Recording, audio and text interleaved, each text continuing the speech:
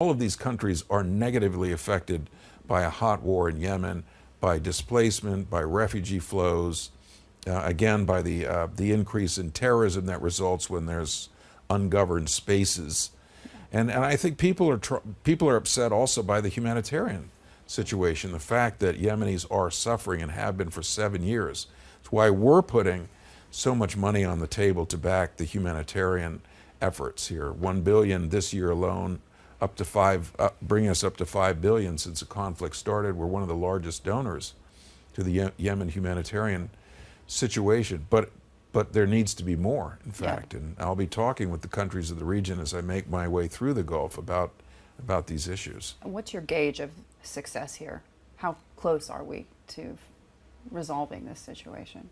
I think we've made significant progress, and I give If you were putting like a number or a percentage on this. Well, I think that we're better than 50%. I wouldn't have said that 6 months ago. I think the fact that there is a truce, it's been extended twice, and that you have serious engagement from the parties who have been, fighting with each other. There have been some important, albeit technical, meetings that have taken place between military elements from the different sides.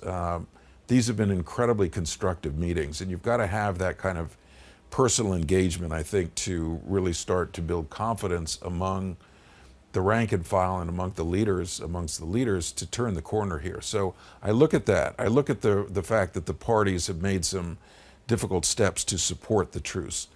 But we're at a point where come October 2nd, when this truce expires, we need to have more elements of the truce on the table, not just flights, commercial flights from Sana'a to Amman, Jordan, but to other destinations around the Gulf. We've got to see movement on salary payments. Yemen's civil servants haven't been paid for years.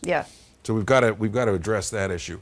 Taiz Road, Yemen's third largest city. It's besieged by Houthis who've got to find ways to agree to open some of the access roads and relieve the humanitarian situation there. That is also a priority.